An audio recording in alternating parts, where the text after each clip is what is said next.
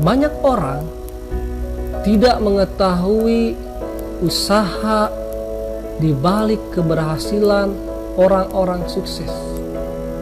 Mereka menyebut sebagai orang-orang beruntung, bernasib baik. Padahal kalau kita lihat ke belakang, keberuntungan itu terjadi setelah mereka melalui semua kegagalan yang diperlukan guna mencapai kesuksesan. Faktanya, banyak orang yang mundur ketika baru saja mengalami kegagalan dan tidak bersedia melanjutkan perjuangan menghadapi kegagalan-kegagalan lain yang akan muncul. Berikut saya akan ceritakan kepada Anda tentang orang-orang yang telah tercatat dengan tinta emas sejarah dunia sebagai raja-raja kesuksesan. Banyak orang yang tidak tahu bahwa mereka juga adalah raja-raja kegagalan. Walt Elias Disney terlahir pada tahun 1901 dari sebuah keluarga miskin. Ayahnya memiliki sebuah percetakan koran lokal yang dikerjakannya sendiri bersama dengan Walt dan kakaknya. Setiap pagi, Disney kecil selalu bangun pukul 3:30 pagi untuk memilih koran, kemudian mengantar ke pelanggan dengan mengayuh sepeda. Setelah dewasa, Disney selalu mengalami kemalangan dalam hidupnya. Ia mencoba masuk ke dinas ketentaraan dan kemudian gagal. Dia mencoba melamar ke berbagai perusahaan, tapi tidak ada satupun yang berkenan menerimanya. Sehingga suatu saat ia harus menumpang tidur malam di emperan sebuah bengkel kecil dengan beralaskan sebuah koran lusut. Gak ada lagi harta yang dimiliki saat itu, kecuali satu-satunya bakat menggambar. Maka ia menggambar berjenis hewan dan mengirimnya ke berbagai studio di Hollywood. Tidak ada satupun studio yang mau menerima gambarnya karena dinilai tidak memiliki nilai jual.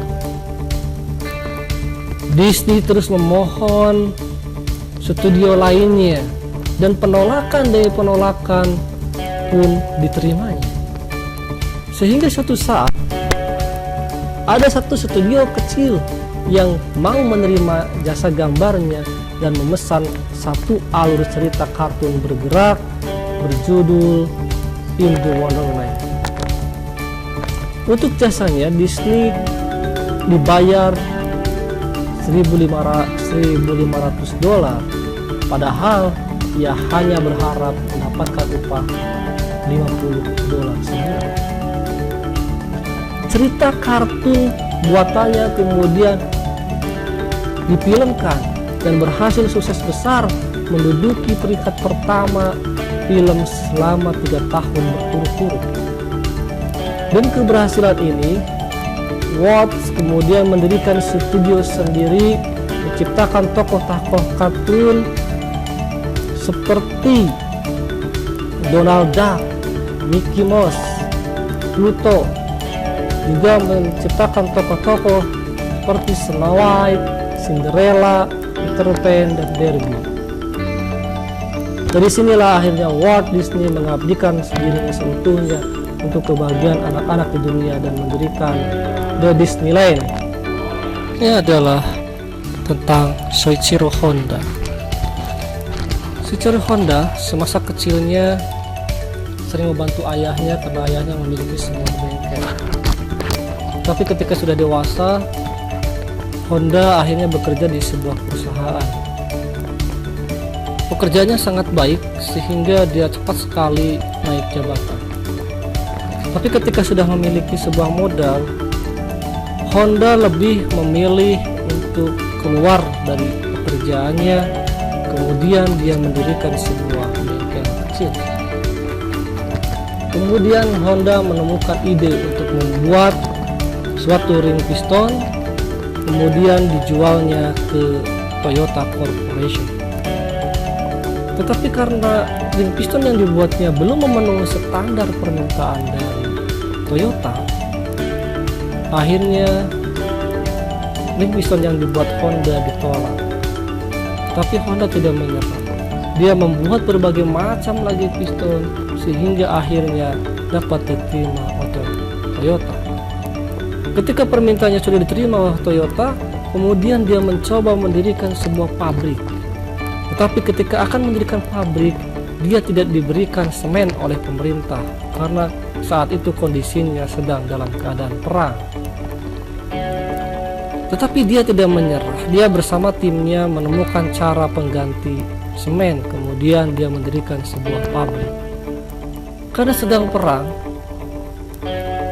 pabrik Honda ini terkena 2 kali ledakan bom sehingga pabriknya hancur dengan tanah. Kemudian Honda mencoba kembali mendirikan pabrik tersebut dengan mengumpulkan semua kaleng bensin dan menyatukannya sehingga berdirilah pabriknya kembali. Ketika pabriknya sudah berdiri, tiba-tiba ada gempa datang sehingga pabriknya kembali rata dengan tanah. Krisis ekonomi Jepang mengalami keberangkutan total dan Honda terjatuh melarat. Dia sampai tidak memiliki apa-apa. Bahkan dia sampai terserang sakit. Tetapi dia terus berpikir apa yang harus dilakukannya. Sehingga suatu ketika dia berdiam diri dan mendapatkan sebuah ide untuk dapat mengikatkan sebuah mesin pada sepedanya. Jadilah ia sepeda bermotor. Benda tersebut menarik banyak orang yang melihatnya. Akhirnya pesanan melonjak tak tertampung. Itulah awal kerajaan Honda Motor Company hingga di seluruh kota-kota di jalan di dunia sekarang diramaikan oleh kendaraan bermerek Honda. Nah, barangkali itu adalah satu contoh-contoh orang-orang yang sukses. Berikutnya ada Thomas Alva Edison, ada Michael Jordan. Mereka juga sama, awalnya adalah orang-orang yang gagal, tetapi karena tidak menyerah, akhirnya menjadi orang-orang yang berhasil. Silahkan Bapak dan Ibu bisa cari sendiri cerita tentang Thomas Alva Edison dan Michael Jordan, karena waktu yang terlalu lama kalau saya ceritakan di sini. Kemudian menjadi seorang wirausaha itu memiliki kerja keras, kerja tuntas, dan kerja cerdas. Barangkali juga sudah sering dengar dari pembicara-pembicara lain. Seorang wirausaha juga harus konsisten dan sabar. Saya tidak menjabarkannya karena waktu. Nah, di sini sebetulnya juga yang ingin saya sampaikan kepada Bapak dan Ibu semuanya. Berpikirlah mulai saat ini bahwa usaha yang Anda jalani adalah merupakan sebuah perusahaan.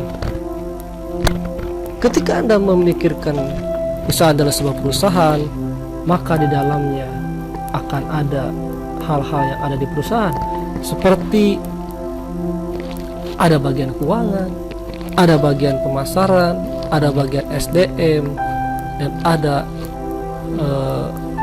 bagian produksi dan sebagainya. Kalaupun belum punya karyawan, berarti diri kita yang diposisikan. Orang keuangannya adalah kita, orang pemasarannya adalah kita, orang produksinya adalah kita. Intinya adalah berarti Bapak dan Ibu harus belajar bagaimana mengelola keuangan. Karena saat ini banyak yang terjadi, para UMKM masih menggabungkan keuangan usaha dengan keuangan keluarganya. Berarti itu belum menunjukkan seperti perusahaan. Ketika Bapak dan Ibu ingin maju, maka posisikanlah usaha Anda menjadi sebuah perusahaan.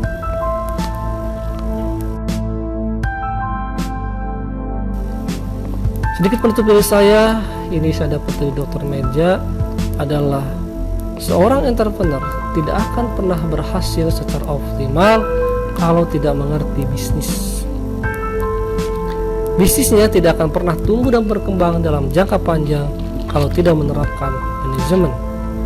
Manajemen bisnisnya tidak akan pernah berkah kalau tidak berlandaskan agama. Jadi bagaimanapun juga Bapak dan Ibu, kita akan belajar tentang bisnis, bagaimana manajemen, tapi tetap harus dilandasi oleh agama. Barangkali itu yang bisa saya dapat sampaikan dalam video ini. Sebelumnya saya ucapkan terima kasih. Kita bertemu lagi di lain kesempatan. Assalamualaikum warahmatullahi wabarakatuh.